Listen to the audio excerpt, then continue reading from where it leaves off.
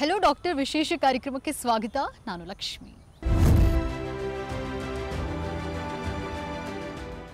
ಇತ್ತೀಚಿನ ದಿನಗಳಲ್ಲಿ ಕ್ಯಾನ್ಸರ್ ಅನ್ನುವಂಥದ್ದು ಹೆಚ್ಚಾಗಿ ಕಂಡು ಬರ್ತಾ ಇದೆ ಅದಕ್ಕೆ ಕಾರಣ ನಾವು ತಿನ್ನುವಂತ ಆಹಾರ ಪದ್ಧತಿ ಆಗಿರಬಹುದು ಅಥವಾ ನಮ್ಮ ಜೀವನ ಶೈಲಿ ಆಗಿರಬಹುದು ಈ ಕ್ಯಾನ್ಸರ್ ಪ್ರಕರಣಗಳ ಬಗ್ಗೆ ಮಾಹಿತಿಯನ್ನು ತಿಳಿಸಿಕೊಡಲು ನಮ್ಮ ಜೊತೆ ಎಚ್ಸಿಜಿ ಆಸ್ಪತ್ರೆಯ ಜೊತೆಗೆ ಭಾರತ್ ಕ್ಯಾನ್ಸರ್ ಆಸ್ಪತ್ರೆಯ ಚೇರ್ಮನ್ ಆದಂತಹ ಡಾಕ್ಟರ್ ಅಜಯ್ ಕುಮಾರ್ ಇದ್ದಾರೆ ಬನ್ನಿ ಅವರನ್ನ ಕಾರ್ಯಕ್ರಮಕ್ಕೆ ಸ್ವಾಗತಿಸೋಣ ಡಾಕ್ಟರ್ ಕಾರ್ಯಕ್ರಮಕ್ಕೆ ಸ್ವಾಗತ ಥ್ಯಾಂಕ್ ಯು ಡಾಕ್ಟರ್ ಏನು ಇತ್ತೀಚಿನ ದಿನಗಳಲ್ಲಿ ಕ್ಯಾನ್ಸರ್ ಅನ್ನುವಂಥದ್ದು ಹೆಚ್ಚಾಗಿ ಕಂಡು ಬರ್ತಾ ಇದೆ ಅದು ನಾವು ತಿನ್ನುವಂಥ ಆಹಾರ ಪದ್ಧತಿ ಆಗಿರಬಹುದು ಅಥವಾ ನಮ್ಮ ಜೀವನ ಶೈಲಿ ಆಗಿರಬಹುದು ಈ ಒಂದು ಕ್ಯಾನ್ಸರ್ ಬಗ್ಗೆ ಹೇಳೋದಾದರೆ ನೀವೇನು ಹೇಳ್ತೀರಾ ಡಾಕ್ಟರ್ ನಮಗೆಲ್ಲ ಗೊತ್ತಿರೋಂಗೆ ಕ್ಯಾನ್ಸರ್ ಇವಾಗ ಖಂಡಿತ ಜಾಸ್ತಿ ಆಗ್ತಾ ಇದೆ ನಾನು ಸುಮಾರು 28 ವರ್ಷ ಅಮೆರಿಕಾದಲ್ಲಿದ್ದೆ ಆವಾಗ 1 in 4 ಕ್ಯಾನ್ಸರ್ ಬರ್ತಾಯಿತ್ತು ಅಲ್ಲೆಲ್ಲ ಡಾಕ್ಯುಮೆಂಟ್ಸ್ ಇದೆ ರಿಜಿಸ್ಟ್ರೇಷನ್ ಇದೆ ಇವಾಗ ಇಂಡಿಯಾಗೆ ಬಂದಮೇಲೆ ಏನು ನೋಡಿದ್ದೀನಿ ಅಂದರೆ ನಮ್ಮ ದೇಶದಲ್ಲೂ ಖಂಡಿತ ಕ್ಯಾನ್ಸರ್ ಇನ್ಸಿಡೆನ್ಸ್ ಜಾಸ್ತಿ ಆಗ್ತಾಯಿದೆ 1 in 9 ಕ್ಯಾನ್ಸರ್ ಬರ್ತಾಯಿದೆ ಅದು ಅಲ್ಲದೆ ಕ್ಯಾನ್ಸರ್ ರೋಗ ಖಂಡಿತ ಜಾಸ್ತಿ ಆಗ್ತಾಯಿದೆ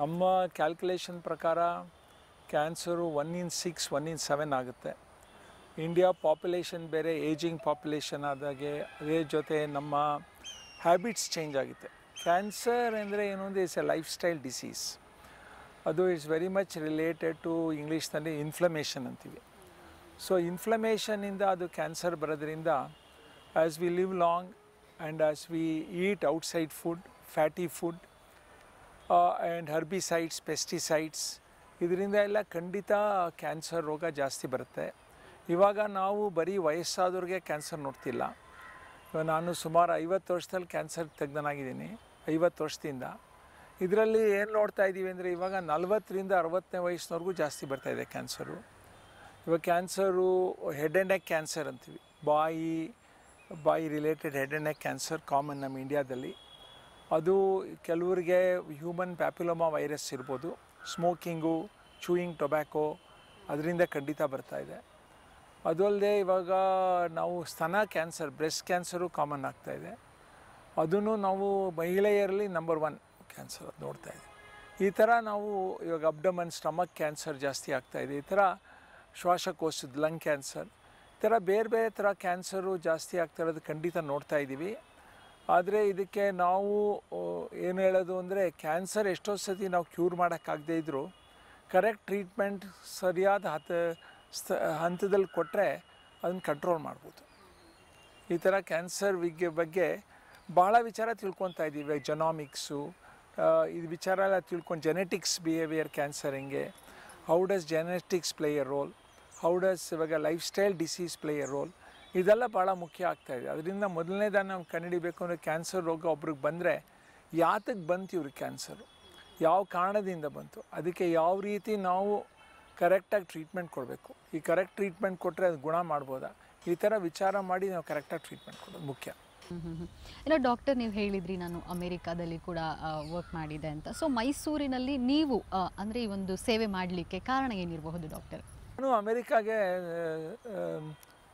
75ನೇ ಇಸ್ವಿಲಿ ಹೋದೆ 1975 ಆವಾಗ ಅಲ್ಲಿ ನಾನು ಬೆಂಗಳೂರು ಹುಟ್ಟು ಬೆಳೆದಿದ್ದು ಆವಾಗ ಅಲ್ಲಿ ನಾನು ನೋಡಿದ ಚೇಂಜಸ್ಸು ಕ್ಯಾನ್ಸರ್ ಬಗ್ಗೆ ಆವಾಗಲೇ ಭಾಳ ಮಾಹಿತಿ ಇತ್ತು ಭಾಳ ಟೆಕ್ನಾಲಜಿ ಅಡ್ವಾನ್ಸ್ ಇತ್ತು ಇದೆಲ್ಲ ನೋಡಿ ನಾನು ಖಂಡಿತ ಇಂಡಿಯಾದಲ್ಲೂ ಮಾಡಬೇಕು ಅಂತ ಯಾವಾಗಲೂ ಆಸಕ್ತಿ ಇತ್ತು ಆದರೆ ಏನು ಅಂದರೆ ಇಂಡಿಯಾದಲ್ಲಿ ಆವಾಗ ಪ್ರೈವೇಟ್ ಎಂಟರ್ಪ್ರೈಸಲ್ಲಿ ಮಾಡೋದು ಸ್ವಲ್ಪ ಕಷ್ಟನೇ ಇತ್ತು ಆದ್ರೂ ನಾನು ನಾನ್ ಪ್ರಾಫಿಟಾಗಿ ಮಾಡಲೇಬೇಕು ಮೈಸೂರಿನಲ್ಲಿ ಯಾಕೆಂದರೆ ಮೈಸೂರಿನಲ್ಲಿ ಆವಾಗ ಯಾವುದೂ ಒಳ್ಳೆ ಕ್ಯಾನ್ಸರ್ ಸೆಂಟರ್ ಇರಲಿಲ್ಲ ಎಲ್ಲ ಬೆಂಗಳೂರಿಗೆ ಅಥವಾ ಬಾಂಬೆಗೆ ಎಲ್ಲ ಹೋಗ್ತಾಯಿದ್ರು ಬೆಂಗಳೂರಿನಲ್ಲೂ ಮಾಡೋಣ ಬೆಂಗಳೂರಿನಲ್ಲಿ ನಾವು ಮಾಡಿದ್ದೊಂದು ಪ್ರೈವೇಟ್ ಹಾಸ್ಪಿಟಲ್ ಮಾಡಿದ್ವಿ ಅದೇ ಟೈಮ್ಗೆ ನಾವು ಮೈಸೂರಿನಲ್ಲಿ ನಾನ್ ಪ್ರಾಫಿಟ್ ಭಾರತ್ ಹಾಸ್ಪಿಟಲ್ ಮಾಡಬೇಕು ಅಂತ ಭಾಳ ಓಡಾಡಿದೆ ಆವಾಗೆಲ್ಲ ಏನು ಅಂದರೆ ನಾವು ಲ್ಯಾಂಡ್ ಸಿಗೋದೇ ಕಷ್ಟ ಆಯಿತು ನನಗೆ ನಾನು ಅಮೇರಿಕಾದಲ್ಲಿದ್ದೆ ಬರ್ತಾಯಿದ್ದೆ ಹೋಗ್ತಾಯಿದ್ದೆ ಲ್ಯಾಂಡ್ಗೂ ಭಾಳ ಕಷ್ಟಪಟ್ಟೆ ಆಮೇಲೆ ಅಲ್ಲಿ ಸ್ವಲ್ಪ ಭ್ರಷ್ಟಾಚಾರ ಇತ್ತು ನಾವು ಯಾವುದಕ್ಕೂ ಕರಪ್ಷನ್ ಮಾಡ್ತಿರಲಿಲ್ಲ ಲ್ಯಾಂಡ್ ಸಿಗೋದೇ ಕಷ್ಟ ಆಯಿತು ಎರಡನೇದಾಗಿ ನಾವು ಬಿಲ್ಡಿಂಗ್ ಎಲ್ಲ ಕಟ್ಟಿದ ಮೇಲೆ ಇವಾಗ ಇರೋಕ್ಕೆ ಜಾಗದಲ್ಲಿ 1 ವರ್ಷ ಆಲ್ಮೋಸ್ಟ್ ನಾನು ಎಲೆಕ್ಟ್ರಿಸಿಟಿ ಇಲ್ಲದೆ ನಡೆಸಿದೆ ಜನ್ರೇಟರ್ನಲ್ಲಿ ಯಾಕೆ ಅಂದರೆ ಲಂಚ ಕೊಡೋಲ್ಲ ಅಂದೆ ಈ ಥರ ಭಾಳ ಕಷ್ಟಪಟ್ಟು ಅವಲ್ಲಿ ಅಮೇರಿಕ ಇದ್ರೂ ಭಾರತ್ ಹಾಸ್ಪಿಟಲ್ ಕಟ್ಟಿದೆ ಯಾತಕ್ಕೆ ನಾನು ಮೈಸೂರಿನಲ್ಲಿ ಮಾಡಿದೆ ಅಂದರೆ ಇದು ಒಂಥರ city but lot of rural area ಇದೆ, ಭಾಳ ಗ್ರಾಮಗಳಿದೆ ಸರೌಂಡಿಂಗು, ಭಾಳ ಡಿಸ್ಟ್ರಿಕ್ಟು. ಕ್ಯಾನ್ಸರ್ ಕಾಯಿಲೆ ಏನು ಅಂದರೆ ಭಾಳ ದೂರ ಹೋಗ್ಬೇಕು ಜನ, ತಿಂಗಳಾನ್ಗಟ್ಟಲೆ ಇರಬೇಕು. ಅದಕ್ಕೋಸ್ಕರ ಇಲ್ಲಿ ಜನಗಳಿಗೆ ಸಹಾಯ ಆಗಲಿ ಅಂತ ನಾನು ಮೈಸೂರು ಚೂಸ್ ಮಾಡಿದೆ. ಮೈಸೂರು ಚೂಸ್ ಮಾಡಿದ್ಮೇಲೆ ಇಲ್ಲಿ ಒಳ್ಳೆ ಟೆಕ್ನಾಲಜಿ ಥರದ್ದು ಭಾಳ ಮುಖ್ಯ ಆಯಿತು. ಅದಕ್ಕೆ ಕ್ಯಾನ್ಸರ್ ಟ್ರೀಟ್ಮೆಂಟ್ ಏನು ಅಂದರೆ ಮೊದಲನೇ ಸತಿ ಕರೆಕ್ಟಾಗಿ ಟ್ರೀಟ್ ಮಾಡಬೇಕು. ಇವು ಸಾಹುಕಾರರು ಬಡವರು ಅಂತ ನಾವು ಟ್ರೀಟ್ ಮಾಡೋಕ್ಕಾಗಲ್ಲ. ಕ್ಯಾನ್ಸರಿಗೆ ಗೊತ್ತಿಲ್ಲ ಇವ್ರು ಸಾಹುಕಾರರು ಬಡವರು ಅಂತ. ಅದಕ್ಕೆ ನಾನೇನು ಮಾಡಿದೆ ಅಂದರೆ ಏನೇ ಕಷ್ಟ ಆಗಲಿ ಟೆಕ್ನಾಲಜಿ ತರಬೇಕು, correct technology, like linear accelerator, pet scan, ಆ ಥರ ಒಳ್ಳೆ ಟೆಕ್ನಾಲಜಿ ತಂದು ಮೈಸೂರು ಹಾಸ್ಪಿಟಲ್ ಕಷ್ಟಪಟ್ಟು ಕಟ್ಟಿದ್ದು. ಅದು ಸುಮಾರು ನಾವು 1919ನಲ್ಲಿ ಶುರು ಮಾಡಿದ್ದು ಹಾಸ್ಪಿಟ್ಲು. ಆವಾಗಿಂದ ಭಾಳ ಚೇಂಜಸ್ ಆಗಿದೆ. ಅದು ಅಲ್ಲದೆ ಹಾಸ್ಪಿಟ್ಲನ್ನು ನಾನು ಸುಮಾರು ಒಂದು 10 ಎಕರೆ ಲ್ಯಾಂಡ್ನಲ್ಲಿ ಕಟ್ಟಿದ್ದು. ಒಂದು ಒಳ್ಳೆಯ ವಾತಾವರಣ ಇರಬೇಕು, ಇದು ಪರಿಸರ ಚೆನ್ನಾಗಿರಬೇಕು, ಇದನ್ನೆಲ್ಲ ಯೋಚನೆ ಮಾಡಿ ಭಾಳ ಕಷ್ಟಪಟ್ಟು ಕಟ್ಟಿದ್ದು. ಅದಕ್ಕೆ ಇವಾಗ ಫಲ ಬರ್ತಾಯಿದೆ. ಇವಾಗ ಭಾಳ ಬ್ಯುಸಿಯಾಗಿದೆ ಸೆಂಟರು, ಚೆನ್ನಾಗಿ ಗ್ರೋತ್ ಇದೆ. ಸುಮಾರು ನಮಗೆ ಒಂದು 5,000 ಜನ ನ್ಯೂ ಕ್ಯಾನ್ಸರ್ ಪೇಷಂಟ್ಸ್ ಬರ್ತಾರೆ ವರ್ಷಕ್ಕೆ. ಇದರಿಂದ ಇವಾಗ ಒಂದು ರೀಜನಲ್ ಕ್ಯಾನ್ಸರ್ ಸೆಂಟರ್ ಒಂಥರ ಆಗಿದೆ. ಇದನ್ನು ಮುಂದೆ ಇನ್ನೂ ನಡೆಸಬೇಕು ಅಂತ ನಾವು ಇವಾಗ ರೋಬೋಟಿಕ್ ಟ್ರೀಟ್ಮೆಂಟು ತರ್ತಾಯಿದ್ದೀವಿ. ಅದು ಅಲ್ಲದೆ ಇವಾಗ ರಿಸರ್ಚು ಮಾಡಬೇಕು ಅಂತಿದ್ದೀನಿ ಬೇಕಾದಷ್ಟು ಥರ. ಅದರಿಂದ I want to make Mysuru hub of cancer treatment. So ಅವಾಗ ಪೇಪಲ್ ಎಲ್ಲೂ ಹೋಗಬೇಕಾಗಿಲ್ಲ. ಬೆಂಗಳೂರಿನಲ್ಲೂ ನಮ್ಮದಿದೆ HCG ಸೆಂಟರ್, ಸುಮಾರು 27 ಸೆಂಟರ್ ಇದೆ ಅಕ್ರಾಸ್ ಇಂಡಿಯಾ. ಆದರೆ ನನಗೆ ಮೈಸೂರು ಅಂದರೆ ಭಾಳ ಆಸಕ್ತಿ. ಭಾಳ ಮೈಸೂರಿನಲ್ಲೇ ಮಾಡಬೇಕು ದೊಡ್ಡ ಕ್ಯಾನ್ಸರ್ ಸೆಂಟ್ರಿಂದ ಮೊದಲಿಂದ ಓಡಾಡಿ. ಅದು ಅಲ್ಲದೆ ನಾನು ಒಂದು ಟ್ರಸ್ಟ್ ಪಾರ್ಕ ಮಾಡಬೇಕು, ಪ್ರೈವೇಟ್ ಅಲ್ಲ ಅಂತ ನಾನ್ ಪ್ರಾಫಿಟ್ ಹಾಸ್ಪಿಟಲ್ ಮಾಡಿದ್ದೀನಿ. ಇನ್ನು ಡಾಕ್ಟರ್ ಭಾರತ್ ಕ್ಯಾನ್ಸರ್ ಹಾಸ್ಪಿಟಲ್ ಬೇರೆ ಹಾಸ್ಪಿಟಲ್ಗಿಂತ ಯಾವ ರೀತಿ ಅಂದರೆ ಟ್ರೀಟ್ಮೆಂಟ್ಸ್ ಲಭ್ಯ ಇದೆ? ಇದೇನು ಅಂದರೆ ಇದು ಮಲ್ಟಿ ಸ್ಪೆಷಾಲಿಟಿ ಹಾಸ್ಪಿಟಲ್ ಅಲ್ಲ, ಓನ್ಲಿ ಕ್ಯಾನ್ಸರ್ ಡೆಡಿಕೇಟೆಡ್ ಹಾಸ್ಪಿಟ್ಲ್. ಈ ಥರ ಇದೊಂದೇ ಹಾಸ್ಪಿಟ್ಲು ಮೈಸೂರಿನಲ್ಲಿರೋದು. Okay, only cancer oncology centre. ನನಗೇನು ಅಂದರೆ ಇವಾಗ ಯಾರಿಗಾರು ಕ್ಯಾನ್ಸರ್ ಬಂದರೆ ಅದನ್ನು ಸರಿಯಾಗಿ ಯಾವ ಸ್ಟೇಜ್ನಲ್ಲಿದೆ, ಯಾವ ಥರ ಟ್ರೀಟ್ ಮಾಡಬೇಕು ಅಂದರೆ ಅದಕ್ಕೆ ಸ್ಪೆಷಲಿಸ್ಟ್ ಬೇಕು. ಆ ಥರ ಸ್ಪೆಷಲಿಸ್ಟ್ ಇದ್ದರೂ ಕ್ಯಾನ್ಸರ್ನಲ್ಲೇ ಕರೆಕ್ಟಾಗಿ ಆಪ್ರೇಷನ್ ಮಾಡಬೇಕು, ಕರೆಕ್ಟಾಗಿ ಮಲ್ಟಿ ಡಿಸಿಪ್ಲಿನರಿ ಕ್ಲಿನಿಕ್ ಮಾಡಬೇಕು. ಅದನ್ನು ಯಾವ ಹಂತದಲ್ಲಿರೋಗೆ ಯಾವ ಥರ ಟ್ರೀಟ್ಮೆಂಟ್ ಫಾಲೋ ಅಪ್ ಮಾಡಬೇಕು ಅಂದರೆ ನನ್ನ ಪ್ರಕಾರ ಇದು ಡೆಡಿಕೇಟೆಡ್ ಕ್ಯಾನ್ಸರ್ ಹಾಸ್ಪಿಟಲಿಂದ ಮಾತ್ರ ಸಾಧ್ಯ. ಆದರೆ ಮಲ್ಟಿ ಸ್ಪೆಷಾಲಿಟಿನಲ್ಲಿ ಇವಾಗ ಅವರು ಹಾರ್ಟ್ ಮಾಡ್ಬೋದು, ಇದನ್ನು ಮಾಡ್ಬೋದು, ಆರ್ಥೋಪೆಡಿಕ್ಸು ಎಲ್ಲ ಮಾಡಿ ಕ್ಯಾನ್ಸರು ಮಾಡ್ತೀನಿ ಅನ್ನೋದು ಪೂರ್ತಿ ಸ್ಪೆಷಲಿಸ್ಟ್ ಆಗೋದು ಕಷ್ಟ. ಅದಕ್ಕೋಸ್ಕರ ಯಾವ ರೀತಿ ಡಿಫ್ರೆಂಟ್ ಅಂದರೆ ಡೆಡಿಕೇಟೆಡ್ ಕ್ಯಾನ್ಸರ್ ಸೆಂಟರ್ ಆಗಿ ಇದು ಎಲ್ಲ ಥರ ಟೆಕ್ನಾಲಜಿನೂ ಇದೆ ಇಲ್ಲಿ. ಇವಾಗ ಪ್ರಪಂಚದಲ್ಲಿ ನಾನು I trained in MD Anderson ಅಂತ big cancer centre in Houston. ಅದರಲ್ಲಿ ಏನಿದೆಯೋ ಟೆಕ್ನಾಲಜಿ ಇಲ್ಲೂ ಇದೆ ಈಗ. ಅದಕ್ಕೆ ನಾವು ನಿಜವಾಗ್ಲೂ ಹೆಮ್ಮೆ ಪಡ್ಬೋದು, ಮೈಸೂರಿನಲ್ಲಿ ಈ ಥರ ಒಂದು ಟೆಕ್ನಾಲಜಿ ದೊಡ್ಡ ಹಾಸ್ಪಿಟ್ಲ್ ಇದೆ. ಇಲ್ಲಿ ನಾವು ಟ್ರೀಟ್ಮೆಂಟ್ ಮಾಡಿದ್ದವರು ಹೇಗೆ ಅಂದರೆ ಜನ ಯಾವ ರೀತಿ ಅಡ್ವಾನ್ಸ್ ಸೆಂಟರ್ನಲ್ಲಿ ಔಟ್ಕಮ್ ಬರುತ್ತೋ ಅದೇ ರೀತಿ ಬರುತ್ತೆ ಇಲ್ಲಿ. ಅದರಿಂದ ನಾವು ಕರೆಕ್ಟಾಗಿ ಟ್ರೀಟ್ ಮಾಡಿ ಕರೆಕ್ಟಾಗಿ ಸ್ಟೇಜ್ನಲ್ಲಿ ಮಾಡಿ ಅವ್ರ ಔಟ್ಕಮ್ ನೋಡೋದು ಇದು one of the premier centres ಆಗಿದೆ. ಇದೆಲ್ಲ ಖಂಡಿತವಾಗಿ ನನಗಂತೂ ಹೆಮ್ಮೆ ಈ ಥರ ಮೈಸೂರಿನಲ್ಲಿ ಮಾಡಿರೋದು. ಇನ್ನು ಡಾಕ್ಟರ್ ಅಂದರೆ ಜನ ಹೇಳ್ತಾರೆ ಕ್ಯಾನ್ಸರ್ ಅಂದರೆ ಬಡವರಿಗೆ ಬರಬಾರ್ದು, ಇದು ಶ್ರೀಮಂತರ ಕಾಯಿಲೆ ಅಂತ ಹೇಳ್ತಾರೆ. ಸೊ ಟ್ರೀಟ್ಮೆಂಟಿಗೆಲ್ಲ ಜನರಿಗೆ ಒಂದು ಸೌಲಭ್ಯಗಳಿದೆಯಾ ಹೇಗೆ ಡಾಕ್ಟರ್? ಎಲ್ಲರಿಗೂ ಇದೆ, ಆದರೆ ಕ್ಯಾನ್ಸರ್ ಖಂಡಿತವಾಗಿ ಬಡವ್ರಿಗೂ ಬರುತ್ತೆ. ಇವಾಗ ಹೆಡ್ ಆ್ಯಂಡ್ ನೆಕ್ ಕ್ಯಾನ್ಸರ್ ಎಲ್ಲ ಕಡೆಗೂ ಬರುತ್ತೆ. ಇನ್ನು ಬಡವ್ರಿಗೆ ಬರೋದು ಜಾಸ್ತಿ ಅದು ಅಲ್ಲದೆ ಅದೇನು ಅಂದರೆ ಅಡ್ವಾನ್ಸ್ ಸ್ಟೇಜ್ನಲ್ಲಿ ಬರ್ತಾರೆ. ಮೊದಲನೇ ಒಂದು ಹುಣ್ಣಾಗುತ್ತೆ ಬಾಯಿನಲ್ಲಿ. ಹುಣ್ಣಾದಾಗ ಅವರು ಅಯ್ಯೋ ಏನೋ ಹುಣ್ಣು ಅಂತ ನೋಡ್ಕೊತಾರೆ, ಟ್ರೀಟ್ಮೆಂಟ್ ತೊಗೊಳ್ಳೋದಿಲ್ಲ. ಆವಾಗ ಹುಣ್ಣು ದೊಡ್ಡದಾದಾಗ ಬರ್ತಾರೆ ಕ್ಯಾನ್ಸರ್ ಅಂತ. ಮಹಿಳೆಯರು ಅಷ್ಟೇ, ಬ್ರೆಸ್ಟ್ ಕ್ಯಾನ್ಸರ್ ಇದ್ದಾಗ ಏನೋ ಒಂದು ಗಡ್ಡೆ ಅಂತ ಬರೋದಿಲ್ಲ, ಆ ಗಡ್ಡೆ ಹುಣ್ಣಾದಾಗ ಬರ್ತಾರೆ. ಅದಕ್ಕೆ ನಾವೆಲ್ಲ ಮಾಹಿತಿ ಕೊಟ್ಟು ಅಡ್ವಾನ್ಸ್ ಆಗಿ ನಾವು ಕ್ಯಾಂಪ್ಸ್ ಅಂತ ಮಾಡ್ತೀವಿ, ಶಿಬಿರ ಮಾಡಿ ಈ ಶಿಬಿರಗಳಿಂದ ಒಂದು ಮಾಹಿತಿ ಕೊಟ್ಟು ಯಾವ ರೀತಿ ಕ್ಯಾನ್ಸರ್ ಅಂದರೆ ಭಯ ಪಡಬಾರ್ದು. ಫಸ್ಟ್ ಆಫ್ ಆಲ್ ಕ್ಯಾನ್ಸರ್ ಅಂದರೆ ಭಯ ಪಡಬಾರ್ದು. ಜನ ಮೊದಲನೇದೇನು ಅಂದರೆ ಕ್ಯಾನ್ಸರ್ ಅಂದರೆ ಭಯ ಪಡ್ತಾರೆ ಭಾಳ. ಕ್ಯಾನ್ಸರ್ ಅಂದರೆ ಅಯ್ಯೋ ಹಾಗೇ ಹೋಯ್ತು ನನ್ನ ಕತೆ, ಅದು ಅಲ್ಲದೆ ಈ ಯಾವ ಸ್ಟೇಜು ಯಾವ ಹಂತ ಇದೆಲ್ಲ ತಿಳ್ಕೊತಾರೆ. ನಾನು ಹೇಳೋದು ಮೆಸೇಜ್ ಅಂದರೆ ಕ್ಯಾನ್ಸರ್ ಅಂದರೆ ಭಯಪಡಬೇಡಿ. ಕ್ಯಾನ್ಸರ್ ಎಲ್ಲ ಕ್ಯಾನ್ಸರ್ನು ಕರೆಕ್ಟಾಗಿ ಟ್ರೀಟ್ ಮಾಡಿದ್ರೆ ಕಂಟ್ರೋಲ್ ಮಾಡ್ಬೋದು. ಇವಾಗ ನಾವು ಡಯಾಬಿಟಿಸ್ ನೋಡ್ತೀವಿ, ಸಕ್ಕರೆ ಕಾಯಿಲೆ, ಡಯಾಬಿಟಿಸ್ ಕ್ಯೂರ್ ಮಾಡಲ್ಲ. ಇವಾಗ ಬ್ಲಡ್ ಪ್ರೆಷರ್ ಕ್ಯೂರ್ ಮಾಡಲ್ಲ, ಕಾರ್ಡಿಯಾಕ್ ಫೇಲ್ಯೂರ್ ಕ್ಯೂರ್ ಮಾಡಲ್ಲ, ಅದೇ ಕಂಟ್ರೋಲ್ ಮಾಡ್ತೀವಿ. ಅದೇ ರೀತಿ ಈ ಕ್ಯಾನ್ಸರ್ನು ಕಂಟ್ರೋಲ್ ಮಾಡ್ಬೋದು. ಅದಕ್ಕೆ ಕ್ಯಾನ್ಸರ್ಗೆ ನಾವು ಲೈಫ್ ಸ್ಟೈಲ್ ಡಿಸೀಸ್ ಅಂತೀವಿ. ಇದನ್ನು ಸರಿಯಾಗಿ ಕಂಟ್ರೋಲ್ ಮಾಡಿದರೆ ಜನ ಖಂಡಿತ ಒಳ್ಳೆ ನಾರ್ಮಲ್ ಲೈಫ್ ಸ್ಟೈಲ್ನ ಬದುಕಿರೋಕ್ಕೆ ಸಾಧ್ಯ. ಈ ಥರ ಮಾಹಿತಿ ಮಾಡಿ ಇವಾಗ ಬಡವ್ರಿಗೂ ಸಹ ಇವಾಗ ಸ್ಕೀಮ್ಸ್ ಇದೆ, ಆರೋಗ್ಯ ಸ್ಕೀಮ್ಸ್ ಅಂತ ಎಲ್ಲ. ಆ ಸ್ಕೀಮ್ಸ್ನಲ್ಲಿ ಎಷ್ಟೇ ಬಡವರಾದರೂ ಬಿಲೋ ಪಾವರ್ಟಿಯವ್ರಿಗೂ ಇದೇ ಥರ ಟ್ರೀಟ್ಮೆಂಟ್ ಸಿಗುತ್ತೆ. ಸೊ ಅದರಿಂದ ಅದನ್ನು ಉಪಯೋಗಿಸ್ಕೊಂಡ್ರೆ ನನ್ನ ಪ್ರಕಾರ ಎಲ್ಲ ಕ್ಯಾನ್ಸರ್ ಪೇಷಂಟ್ಸ್ಗೂ ಒಂದೇ ರೀತಿ ಟ್ರೀಟ್ ಮಾಡ್ಬೋದು. ಆದರೆ ಇವಾಗೆಲ್ಲ ಅಡ್ವಾನ್ಸಸ್ಸು ಆಗಿದೆ. ಏನು ಅಂದರೆ ಬೇರೆ ಬೇರೆ ಥರ ಮೆಡಿಸಿನ್ಸ್ ಬಂದಿದೆ. ಇವಾಗ ಮೊದಲೆಲ್ಲ ಕೀಮೋಥೆರಪಿ ಅಂತಿದ್ವಿ, ಇವಾಗೆಲ್ಲ ಟಾರ್ಗೆಟೆಡ್ ಥೆರಪಿ, ಜೆನಾಮಿಕ್ ಡ್ರಿವನ್ ಥೆರಪಿ, ಆ ಥರ ಬೇರೆ ಬೇರೆ ಥರ ಟ್ರೀಟ್ಮೆಂಟ್ ಬಂದು ಈ ಟ್ರೀಟ್ಮೆಂಟಿಂದ ನಾವೇನು ಅಂದರೆ ಅಂಥ ಸೈಡ್ ಎಫೆಕ್ಟ್ಸ್ ಇಲ್ಲದೇ ಕರೆಕ್ಟಾಗಿ ಟ್ರೀಟ್ ಮಾಡ್ಬೋದು. ಇವಾಗ ಸರ್ಜರಿನೂ ಅಷ್ಟೇ. ಇವಾಗ ಸ್ತನ ಕ್ಯಾನ್ಸರ್ ಬಂದರೆ ನಾವು ಪೂರ್ತಿ ತೆಗಿಬೇಕಾಗಿಲ್ಲ, ಲಿಮಿಟೆಡ್ ಸರ್ಜರಿ ಮಾಡ್ತೀವಿ, ಟಾರ್ಗೆಟೆಡ್ ಸರ್ಜರಿ. ಇವಾಗ ಎಷ್ಟೋ ಜನಕ್ಕೆ ಮೊದಲೆಲ್ಲ ವಾಯ್ಸ್ ಬಾಕ್ಸ್ ಕ್ಯಾನ್ಸರ್ ಬಂದರೆ ತೆಗೆದುಬಿಡ್ತಿದ್ವಿ, ಇವಾಗ ಯಾರಿಗೂ ತೆಗಿಯಲ್ಲ. ಅದೇ ರೀತಿ ಬ್ಯಾಕ್ಸ್ ಕೊಡ್ತಿದ್ವಿ, ಕೋಲನ್ ಕ್ಯಾನ್ಸರ್ ಅಂತ, ಅದನ್ನು ತೆಗಿಯಲ್ಲ ನಾವು. ಸೊ ಈ ಥರ ನಾವು ಲಿಮಿಟೆಡ್ ಸರ್ಜರಿ ಮಾಡಿ ಕೆಲವ್ರಿಗೆ ರೇಡಿಯೇಷನ್ನು ಕೀಮೋಥೆರಪಿ ಆಗಬೇಕು. ಒಂದು ಆರ್ಗನ್ ಪ್ರಿಸರ್ವೇಷನ್ ಭಾಳ ಮುಖ್ಯ ಆಗಿದೆ. ಜನಕ್ಕೆ ಏನು ಬೇಕು, ಒಳ್ಳೆ ಕ್ವಾಲಿಟಿ ಲೈಫ್ ಇರಬೇಕು. ನನ್ನ ಕ್ಯಾನ್ಸರ್ ಬಂದರೂ ನಾನು ಆಚೆ ಹೋಗಂಗಿರಬೇಕು, ಬೇರೆಯವ್ರ ಜೊತೆ ಸೇರಂಗಿರಬೇಕು, ಸಿನಿಮಾಗೆ ಹೋಗ್ಬೇಕು, ಇದಕ್ಕೆ ಹೋಗ್ಬೇಕು, ಆ ಥರ ಇಲ್ಲ ಇರಂಗೆ ಮಾಡಿದ್ದೀವಿ ನಾವು. ಅದರಿಂದ ಕ್ಯಾನ್ಸರ್ನ ಖಂಡಿತ ಇವಾಗ ಈ ಇಸ್ವಿನಲ್ಲಿ ನಾವು ಖಂಡಿತ ಕ್ಯಾನ್ಸರ್ ಭಯಪಡಬೇಕಾಗಿಲ್ಲ. ಕ್ಯಾನ್ಸರ್ನ ನಾವು ಕಂಟ್ರೋಲ್ ಮಾಡ್ಬೋದು. ಕ್ಯಾನ್ಸರ್ ಏನು ಅಂದರೆ ಪ್ರಿವೆಂಟ್ ಮಾಡ್ಬೋದು. ನಾವು ಅವಾಗಲೇ ಮಾತಾಡಿದ್ವಿ, prevention is better than cure. ಇವಾಗ ಪ್ರಿವೆನ್ಷನ್ ಅಂದರೆ ಇವಾಗ ಸ್ಮೋಕ್ ಮಾಡದೇ ಇದ್ದರೆ, ಚೂ ಮಾಡದೇ ಇದ್ದರೆ ಕ್ಯಾನ್ಸರ್ ಇನ್ಸಿಡೆನ್ಸ್ ಕಡಿಮೆ ಆಗುತ್ತೆ ಅಂತ ನಾವು ಭಾಳ ಜನಕ್ಕೆ ಅದ್ರ ಮಾಹಿತಿ ಕೊಡ್ತೀವಿ. ಅದೇ ರೀತಿ ಫ್ಯಾಟಿ ಡಯಟ್ ಮಾಡದೇ ಇದ್ದರೂ ಕಂಟ್ರೋಲ್ ಮಾಡ್ಬೋದು. ಆದರೆ ಕ್ಯಾನ್ಸರ್ ಬಂದರೆ ಅದನ್ನು ಭಯಪಡಬೇಕಾಗಿಲ್ಲ. ಈ ಥರ ಬೇಕಾದಷ್ಟು ಥರ ಟ್ರೀಟ್ಮೆಂಟ್ ಇರೋದ್ರಿಂದ ಸರಿಯಾದ ಕಡೆಗೆ ಹೋಗಿ ಸರಿಯಾಗಿ ಅವರು ಟ್ರೀಟ್ಮೆಂಟ್ ತೊಗೊಂಡ್ರೆ ಖಂಡಿತ ಕಂಟ್ರೋಲ್ ಮಾಡ್ಬೋದು. ಕಾರ್ಯಕ್ರಮ ಮುಂದುವರಿಯುತ್ತೆ ಪುಟ್ಟ ವಿರಾಮದ ಬಳಿಕ. ಬ್ರೇಕ್ನ ಬಳಿಕ ಮತ್ತೆ ಸ್ವಾಗತ.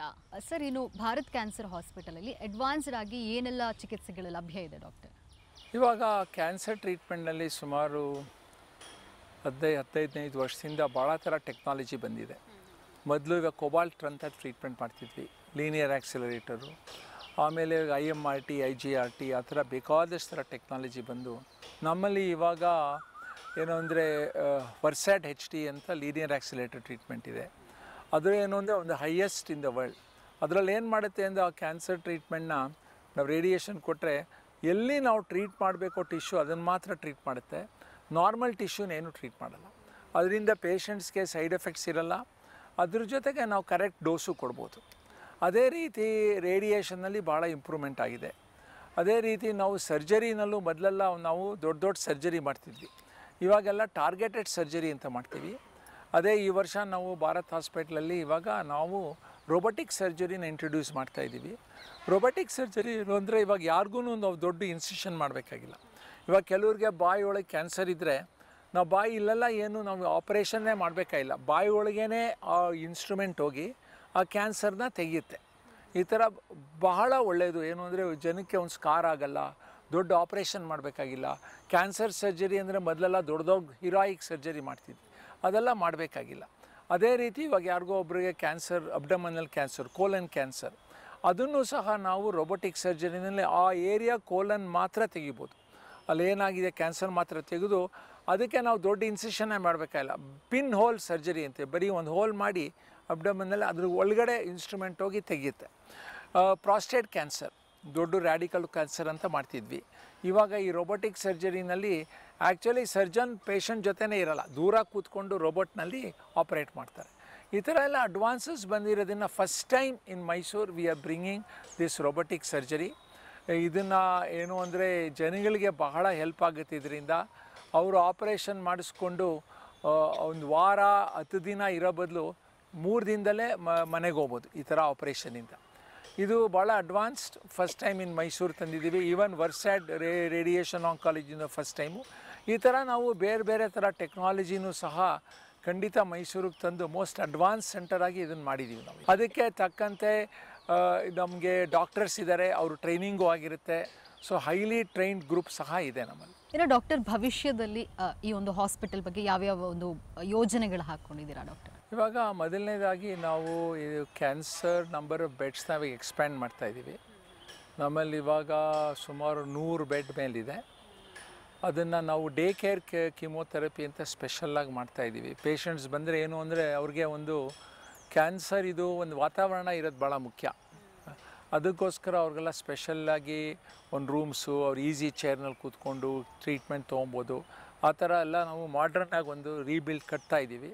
ಅದ್ರ ಜೊತೆಗೆ ನಾವು ಸ್ಪೆಷಲ್ ಥರ ವಾರ್ಡ್ಸು ಅದೆಲ್ಲ ಮಾಡಿ ಅವ್ರಿಗೆ ಏನು ಅಂದರೆ ಪೇಷಂಟ್ ಬಂದವ್ರಿಗೆ ಒಂದು ಗ್ರೀನರಿ ಕಾಣಬೇಕು, ಅವ್ರ ಹಾಸ್ಪಿಟ್ಲಲ್ಲಿ ಇರ್ತೀನಿ ಅನ್ನಿಸ್ಬಾರ್ದು, ಆ ಥರ ಒಂದು ಎನ್ವೈರ್ಮೆಂಟ್ ಕ್ರಿಯೇಟ್ ಮಾಡ್ತಾಯಿದ್ದೀವಿ. ಅದ್ರ ಜೊತೆಗೆ ನಾವು ಮಕ್ಳಿಗೋಸ್ಕರ ಒಂದು ಸ್ಪೆಷಲ್ಲಾಗಿ ಸೆಂಟರ್ ಮಾಡ್ತಾಯಿದ್ದೀವಿ. ಅದೇನು ಅಂದರೆ ನಮ್ಮಲ್ಲಿ ಇವಾಗ first time in Mysuru we have A paediatric oncologist, ಮಕ್ಕಳು ಆಂಕಾಲಜಿಸ್ಟ್ ಇದ್ದಾರೆ. ಅವ್ರು ಬಂದಮೇಲಿಂದ ಅವ್ರ ಜೊತೆ ನಾವು ಮಾತಾಡಿ ಆ ಡಿಪಾರ್ಟ್ಮೆಂಟು ನಾವು ಎಕ್ಸ್ಪ್ಯಾಂಡ್ ಮಾಡ್ತಾಯಿದ್ದೀವಿ ಭಾಳ. ಇದರಲ್ಲಿ ಏನಾಗುತ್ತೆ ಅಂದರೆ ಮಕ್ಕಳು ಇವಾಗ ಇಲ್ಲಿ ಎಲ್ಲೂ ಟ್ರೀಟ್ಮೆಂಟ್ ತೊಗೊತಿರ್ಲಿಲ್ಲ, ಬದಲು ಅವ್ರು ಬೆಂಗಳೂರಿಗೆ ಹೋಗಬೇಕಾಗಿತ್ತು. ಮಕ್ಕಳಲ್ಲೂ ಭಾಳ ಕ್ಯಾನ್ಸರ್ ಇದೆ. ಬರೋದು ಫಾರ್ ಎಕ್ಸಾಂಪಲ್ ಯಾವುದು ಅಂದರೆ ಹೆಮಟಾಲಜಿ, ಲುಕೀಮಿಯಾ ಕ್ಯಾನ್ಸರು, ಇದು ಎಲ್ಲ ಭಾಳ ಬರುತ್ತೆ ಮಕ್ಕಳಿಗೆ. ಅದಕ್ಕೋಸ್ಕರ ಅದೆಲ್ಲ ಸರಿಯಾಗಿ ಟ್ರೀಟ್ ಮಾಡಬೇಕು ಅಂತ ಅದಕ್ಕೆ ಸ್ಪೆಷಲಿಸ್ಟ್ನ ಕರ್ಕೊಂಬಂದಿದ್ದೀವಿ. ಅದ್ರ ಜೊತೆಗೆ ಮೈಸೂರಿನಲ್ಲಿ ನಾವು ಮೊದಲನೇದಾಗಿ ಇವಾಗ ಒಂದು ಬೋನ್ ಮ್ಯಾರೋ ಟ್ರಾನ್ಸ್ಪ್ಲಾಂಟ್ ಯೂನಿಟ್ ಅಂತ ಮಾಡ್ತಾಯಿದ್ದೀವಿ. ಇದು ಮೊದಲು ಮೈಸೂರಿನಲ್ಲಿ ಎಲ್ಲೂ ಇರಲಿಲ್ಲ. ಇದಕ್ಕೋಸ್ಕರ ಸ್ಪೆಷಲಿಸ್ಟ್ ಸಿಗೋದು ಭಾಳ ಕಷ್ಟ. ಅಷ್ಟು ಈಸಿಯಾಗಿ ಹೆಮಟಾಲಜಿ ಆಂಕಾಲಜಿ ಸಿಗೋಲ್ಲ. ಅದು ಅಲ್ಲದೆ ನಮಗೆ ಪೆಥಾಲಜಿ ಡಿಪಾರ್ಟ್ಮೆಂಟಲ್ಲಿ ಇಷ್ಟೋ ಪೆಥಾಲಜಿಸ್ಟ್ ಬೇಕು. ಅದನ್ನು ನಾವು ಅವ್ರನ್ನೂ ಕರ್ಕೊಂಬಂದು ಇವಾಗ ನಾವು ಇನ್ನೊಂದು 2-3 ವಾರದಲ್ಲೇ ಶುರು ಮಾಡ್ತೀವಿ ಬೋನ್ ಮ್ಯಾರೋ ಟ್ರಾನ್ಸ್ಪ್ಲಾಂಟ್ ಡಿಪಾರ್ಟ್ಮೆಂಟ್. ಅದರಿಂದ ಏನಾಗುತ್ತೆ ಅಂದರೆ ಜನಕ್ಕೆ ಇವಾಗ ಬ್ಲಡ್ ಕ್ಯಾನ್ಸರ್ ಆ ಥರ ಮೈಲೋಮಾ ಅಂತ ಇದೆ ಕ್ಯಾನ್ಸರು, ಅದಕ್ಕೆಲ್ಲ ನಾವು ಅಲ್ಲೇ ಪೂರ್ತಿ ಟ್ರೀಟ್ಮೆಂಟ್ ಇಲ್ಲೇ ಕೊಡ್ಬೋದು, ಅದನ್ನು ಗುಣನೂ ಮಾಡ್ಬೋದು ಈ ಥರ. ಆಮೇಲೆ ಮುಂದೆ ನಾವು ರಿಸರ್ಚ್ ಮಾಡ್ತಾಯಿದ್ದೀವಿ ಬೇಕಾದಷ್ಟು. ಮುಂದೆ ಆಫ್ಕೋರ್ಸ್ ಭಾಳ ಅಡ್ವಾನ್ಸ್ ಟ್ರೀಟ್ಮೆಂಟ್ ಅಂದರೆ CAR-T ಥೆರಪಿ ಅಂತಿದೆ, ಅದನ್ನು ಮುಂದೆ ತರಬೇಕು ಅಂತಿದ್ದೀವಿ ಮೈಸೂರಿನಲ್ಲಿ. ಇವಾಗ ಅವಾಗಲೇ ಬೆಂಗಳೂರಿನಲ್ಲಿ ನಾವು ಶುರು ಮಾಡಿದ್ದೀವಿ. ಅದನ್ನು ಹೇಗೆ ಬೆಂಗಳೂರಿನಲ್ಲಿ ತರೋದು, ಆದರೆ ಭಾಳ ಕಾಸ್ಟ್ಲಿ ಅದು. ಇವಾಗ ಸ್ವಲ್ಪ ಬೆಲೆ ಕಡಿಮೆ ಆಗಲಿ ಅಂತ ಕಾಯ್ತಾಯಿದ್ದೀವಿ.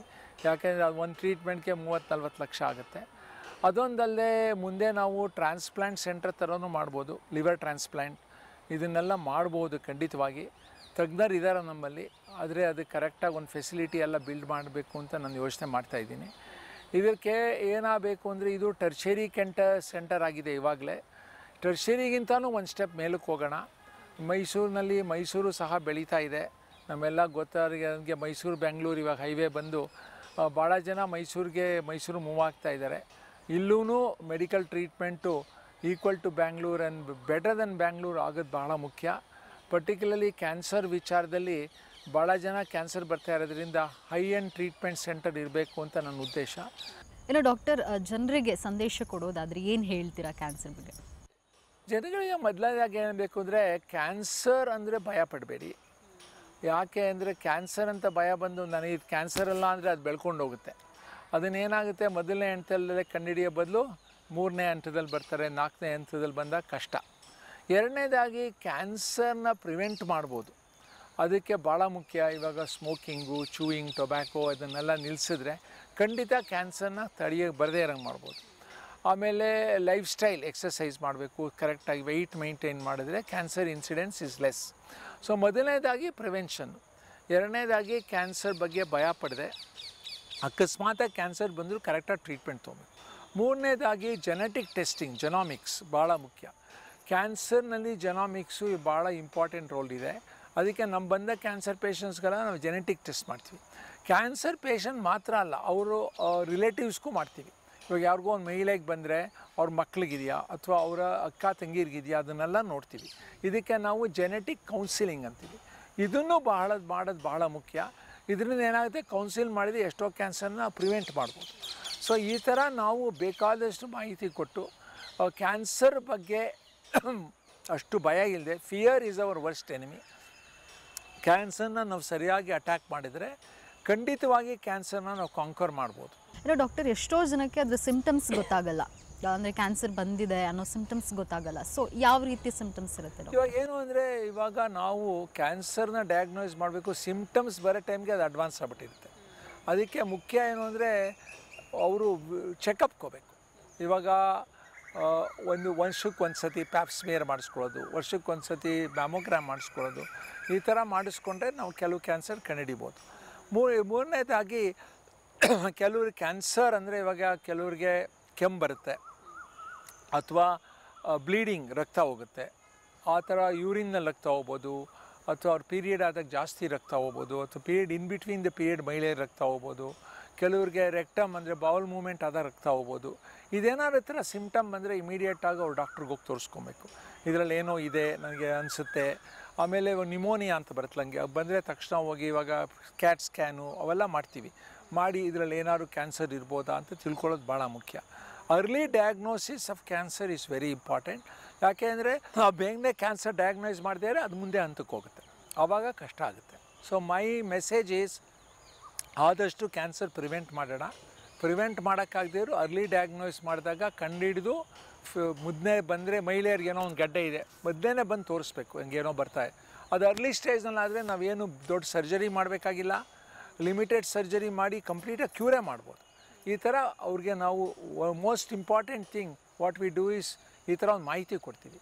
ಆಮೇಲೆ ಬೇರೆ ಪೇಷಂಟ್ಗಳು ಕ್ಯಾನ್ಸರ್ ಬಂದಿರೋರ ಕೈಲಿ ಮಾತಾಡಿಸ್ತೀವಿ ಅವ್ರಿಗೆ ಪಬ್ಲಿಕ್ನಲ್ಲಿ. ನಾವು ಅದಕ್ಕೆ ಪಿಂಕ್ ಹೋಪ್ ಗ್ರೂಪ್ ಅಂತೀವಿ. ಅವ್ರು ಬಂದು ಮಾತಾಡ್ತಾರೆ, ನೋಡಿ ನನಗೂ ಕ್ಯಾನ್ಸರ್ ಬಂತು 10 ವರ್ಷದ ಕೆಳಗೆ, ಚೆನ್ನಾಗಿದ್ದೀನಿ, ನನಗೇನಿಲ್ಲ, ಭಯ ಪಡಬೇಡಿ ಬನ್ನಿ ಅಂತ ಅವ್ರ ಕೈಲೂ ಹೇಳಿಸ್ತೀವಿ. ಈ ಥರ ಒಂದು ಇನ್ಫಾರ್ಮೇಷನ್ನ ನಾವು ಮೆಸೇಜ್ ಕಳಿಸಿದ್ರೆ ಜನಗಳಿಗೂ ಗೊತ್ತಾಗುತ್ತೆ, ಓ ಭಯ ಪಡಬೇಕಾಗಿಲ್ವೇನೋ ಅಂತ. ಆ ಥರ ಎಲ್ಲ ಮಾಡಬೇಕು. It's a social obligation to do that. ಅದನ್ನು ಖಂಡಿತ ನಾವು ಭಾರತ್ ಹಾಸ್ಪಿಟ್ಲಲ್ಲಿ ಸುಮಾರು 1000ಕ್ಕಿಂತೂ ಜಾಸ್ತಿ ಶಿಬಿರಗಳು ಮಾಡಿದ್ದೀವಿ. ಅದಕ್ಕೆ ಒಂದು ಬಸ್ ಇದೆ ನಮಗೆ. ಆ ಬಸ್ ಒಂದು ಇನ್ಫೋಸಿಸಿಂದ ಬಸ್ ಕೊಟ್ಟಿದ್ದಾರೆ. ಆ ಬಸ್ನ ಎಲ್ಲ ಕಡೆ ಓಡಿಸ್ತೀವಿ ನಾವು. ಗ್ರಾಮಗಳಿಗೂ ಹೋಗಿ ಇನ್ಫಾರ್ಮೇಷನ್ ಕೊಟ್ಟು ಜನ ಮುಂದೆ ಬರಬೇಕು ಅಂತ ಮಾಡಿ. ಅದರಿಂದ ಏನಾಗ್ತಾಯಿದೆ ಅಂದರೆ ಇವಾಗ ಜನ ಖಂಡಿತವಾಗ್ಲೂ ಅರ್ಲಿಯರಾಗಿ ಬರ್ತಾಯಿದ್ದಾರೆ. ಮೊದಲ ಥರ ಅಡ್ವಾನ್ಸ್ ಸ್ಟೇಜ್ನಲ್ಲ, ಅದು ಭಾಳ ಒಳ್ಳೆಯದು. ಇದನ್ನೇ hopefully they'll keep up and we can conquer the war on cancer. Sir, ಇನ್ನು ಕೊನೆಯದಾಗಿ ನಿಮ್ಮ ಭಾರತ್ ಕ್ಯಾನ್ಸರ್ ಹಾಸ್ಪಿಟಲ್ನ ಒಂದು ಉದ್ದೇಶಗಳೇನಿರ್ಬೋದು? ಮೊದಲೆಲ್ಲ ಏನು ಗೌರ್ಮೆಂಟ್ ಹಾಸ್ಪಿಟ್ಲ್ ಇರಲಿಲ್ಲ, ಇವಾಗ್ಲೂ ಕ್ಯಾನ್ಸರ್ನಲ್ಲಿ ಅದೇನಿಲ್ಲ ಮೈಸೂರಿನಲ್ಲಿ. ನಾವು ಆದರೆ ಒಂದು ದೊಡ್ಡ ಹಾಸ್ಪಿಟಲ್ ಕಟ್ಟಿದ್ದೀವಿ. ಇದರಲ್ಲಿ ಏನು ಅಂದರೆ ನಾವು ಬಡವರು ಸಾವುಕಾರ ಎಲ್ಲರಿಗೂ ಟ್ರೀಟ್ ಮಾಡ್ತೀವಿ. ಇದು ಆಯುಷ್ಮಾನ್ ಸ್ಕೀಮ್ ಇರೋದ್ರಿಂದ ಒಬ್ಬ ಬಿಲೋ ಪಾವರ್ಟಿ ಪೀಪಲು ಸಹ ಖಂಡಿತ ಬಂದು ಇಲ್ಲಿ ಟ್ರೀಟ್ಮೆಂಟ್ ತೊಗೊಬೋದು. ಅದರಿಂದ ನಾನು ಹೇಳೋದೇನು ಅಂದರೆ ಇಲ್ಲಿ ಸರ್ಕಾರದ ರೋಲ್ ಏನು, ಖಾಸಗಿಯವ್ರ ರೋಲ್ ಏನು ಅನ್ನೋದು ಕರೆಕ್ಟಾಗಿ ಡಿಫೈನ್ ಮಾಡಬೇಕು. ನಾವೇನು ಕೇಳ್ಕೊಂಡಿದ್ದೀವಿ ಅಂದರೆ ಸರ್ಕಾರದವ್ರೂ ಹಾಸ್ಪಿಟ್ಲಿಗೆ ಶುರು ಮಾಡೋಕ್ಕೆ ಹೋಗಿ ಅದು ಮಾಡೋದು ತಪ್ಪು. ನಮ್ಮಂಥ ಟ್ರಸ್ಟ್ ಹಾಸ್ಪಿಟ್ಲು, ಖಾಸಗಿ ಹಾಸ್ಪಿಟ್ಲ್ಗೆ ಹೇಗೆ ಸಪೋರ್ಟ್ ಮಾಡೋದು ಅಂತ ನೋಡಬೇಕು. ಇದು ನಮ್ಮೆಲ್ಲ ಇದೆ. ನಾವು ಬಡವರು ಟ್ರೀಟ್ ಮಾಡ್ತಾಯಿದ್ದೀವಿ, ನಾವು ಯಾರಿಗೂ ಇಲ್ಲ ಅನ್ನಲ್ಲ, ಸ್ಕೀಮ್ಗಳಿದೆ. So government should become a monitoring agency. ನೋಡಪ್ಪ, ನಮ್ಮ ಪೇಷಂಟ್ ಒಬ್ಬರು ಬಡವರು ಬಂದರು, ಸ್ಕೀಮ್ನಲ್ಲಿ ಸರಿಯಾಗಿ ಟ್ರೀಟ್ ಮಾಡ್ತಾಯಿದ್ದೀರಾ, ಅದನ್ನು ಮಾನಿಟರ್ ಮಾಡಬೇಕು. ಗೌರ್ಮೆಂಟನ್ನು ಹೋಗಿ ನಾನೇ ಕ್ಯಾನ್ಸರ್ ಮಾಡ್ತೀನಿ ಅಂದರೆ ಏನು, ಅದನ್ನು ಟ್ಯಾಕ್ಸ್ ಪೇಯರ್ಸ್ ಮನಿ ಯೂಸ್ ಮಾಡ್ತೀವಿ, ಮಾಡಿ ಅದರಿಂದ ಏನು ಪ್ರಯೋಜನ, ಯಾತಕ್ಕೆ ಡ್ಯೂಪ್ಲಿಕೇಟ್ ಮಾಡಬೇಕು ಅಂತ ನಾವು ಕ್ವಶನ್ ಮಾಡಿದ್ದೀವಿ. Let the government support private enterprise, let the government monitor the private enterprise and because there are already schemes ಇರೋದ್ರಿಂದ ಇವಾಗ ಆಯುಷ್ಮಾನ್ ಸ್ಕೀಮ್ ಎಲ್ಲ, ಅದರಿಂದ ಬಡವರಿಗೂ ನಾವು ಟ್ರೀಟ್ ಮಾಡ್ತಾಯಿದ್ವಿ, ಯಾರಿಗೂ ಇಲ್ಲ ಅನ್ನೋದನ್ನ. So all the idea of government is fulfilled. So there is no need for government to start hospital ಅಂತ ನಾವು ಹೇಳ್ತಾ ಇದ್ದೀವಿ. ಡಾಕ್ಟರ್, ಧನ್ಯವಾದ. ಇಷ್ಟೊತ್ತು ಕಾರ್ಯಕ್ರಮದಲ್ಲಿದ್ದು ಸಾಕಷ್ಟು ಮಾಹಿತಿನ ತಿಳಿಸ್ಕೊಟ್ರಿ. Thank you very much. Thanks. ನೋಡಿದ್ರಲ್ಲ ವೀಕ್ಷಕರೇ, ಭಾರತ್ ಕ್ಯಾನ್ಸರ್ ಆಸ್ಪತ್ರೆಯಲ್ಲಿ ಯಾವೆಲ್ಲ ಚಿಕಿತ್ಸೆಗಳು ಲಭ್ಯ ಇದೆ ಅಂತ, ಕ್ಯಾನ್ಸರ್ಗೆ ಯಾವುದೇ ರೀತಿಯ ಭಯ ಪಡದೆ ಚಿಕಿತ್ಸೆನ ಪಡಿಬಹುದು ಅಂತ ಡಾಕ್ಟರ್ ತಿಳಿಸ್ಕೊಟ್ರು. ಇದಾಗಿತ್ತು ಹೊತ್ತಿನ ವಿಶೇಷ. ನೋಡ್ತಾ ಇರಿ News1 ಕನ್ನಡ, ಇದು ನಿಮ್ಮ ಚಾನಲ್.